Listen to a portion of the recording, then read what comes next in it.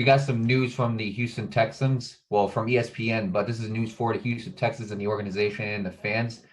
Jamey Rootes, the president of the Houston Texans, has resigned after 2 decades with the team. This was reported by Sarah Barshop, ESPN staff writer.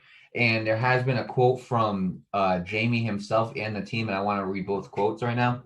So I'll start off with Jamey. So Jamey's quote, and I quote, "The past 2 decades have been an amazing blessing for me and my family, and I have the McNair family to thank for that. It has been an honor to serve them in this capacity for as long as I have."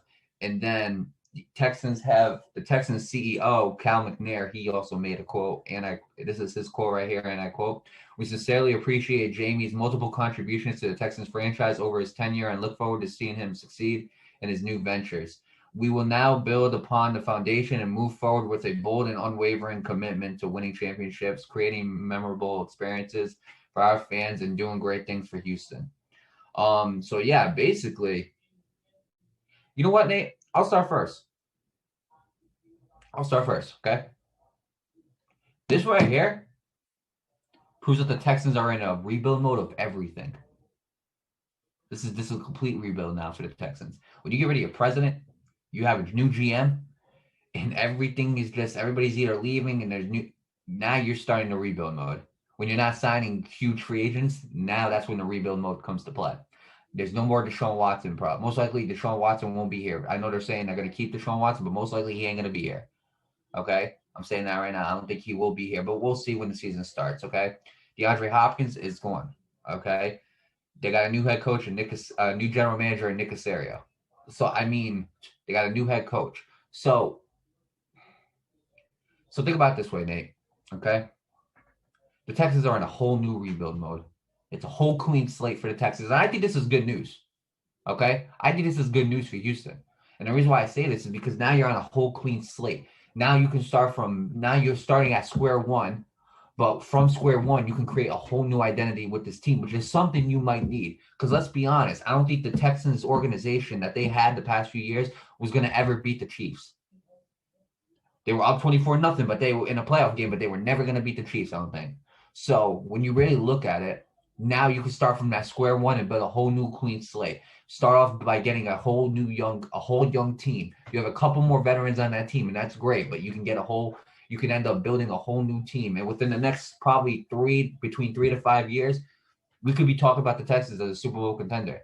It is possible. So I think the president resigning, obviously I wish Jamey Rootes the best of luck and whatever his future endeavors are. Obviously, I don't think it was anything like there was no like trouble wise. It was just, they decided to part ways and he decided to resign. But I mean, when you really look at it, Nate, this might be some good news for the Texans because now it's all a clean slate from here, and now they can start brand new and fresh because the environment in Houston for that team was not an enjoyable environment.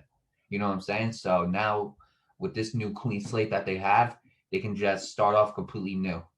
And so with that being said, I wish the Houston Texans the best of luck in finding a new president. I wish Jamey Rootes the best of luck in his future ventures, and curious to see how the Texans will turn out. Yeah, I'll go out to Jamey Rootes and the Texans in their future endeavors.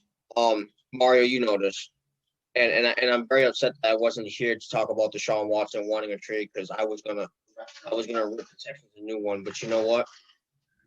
I have a message for whoever's gonna be the next Texans president of football operations. Keep the firings going. Keep it going. Keep firing people who fail to live up to expectations. Let me tell you what. Wow. No. Listen. Hear me out. The Houston Texans organization for the past 20 years. Well, how long has this been? Like 2002? Yeah. Let's be honest. It hasn't been a very well managed team, both on the field and executively off the field. I agree. And that was on full display when they kept Bill O'Brien in town for too long. I'm telling you this right now, dude. The reason why the Texans are in this situation is because of Bill O'Brien. I blame that man for everything that's going on in Houston right now. I can't stand that man. But anyway, yeah, like I'm glad they got rid of Bill O'Brien. So let me go back to that 24-year-old thing. We all bashed the Falcons for blowing a 28-3 lead. But let me tell you something, guys, okay? And I talk about Dan Quinn should have gotten fired for that. And in a way, he should have. But I look at that versus the Texans. All right, let me explain something, all right? Well, how long did it take for the Falcons to blow that 20-3 lead? It took them like what, 2-3 quarters, right? You know how long it took the Texans to blow that 24 out the lead? 10 minutes. 10 minutes. That's all it took. It took like 2 interceptions and a fumble, maybe another fumble to blow that lead. They lost that game 51-31. That should have gotten Bill O'Brien fired at halftime. You know what they do? They promote him to general manager. There goes DeAndre Hopkins, and boom, you got yourself a very poorly managed organization. And I think that right there was just on full display on how poorly managed this Houston Texans organization is. And I'm not going to fully blame I'm not going to blame Jamey Rootes for it. Some things are obviously some things like he thinks that, oh yeah, this is going to work in the Texans' favor, and obviously it doesn't. That's a choice that he has to live with. So I can't like fully blame him because he didn't know that's how it was going to turn out. So I won't fully blame him for that.